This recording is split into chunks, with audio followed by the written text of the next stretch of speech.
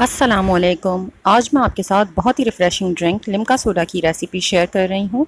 ये गर्मियों के दिनों में रोड साइड स्टॉल्स पर बहुत ज़्यादा बिकता है। आप इसे घर में भी बना सकते हैं, बहुत ही इजी रेसिपी है। तो आइए शुरू करते हैं। सबसे पहले मैंने इसके लिए शुगर सिरप तैयार किया है। इसके लिए मैंने 1 कप पानी में 2 कप चीनी डाली है और इसे इतनी देर कुक किया है कि बस चीनी डिज़ोल्व हो जाए। शुगर सिरप को ज़्यादा देर कुक कर थिक नहीं करना है, बस जब शुगर को डिज़ोल्व करना है। आप इसे ज़्यादा क्वांटिटी में बनाकर बॉटल में सेव कर भी रख सकते हैं।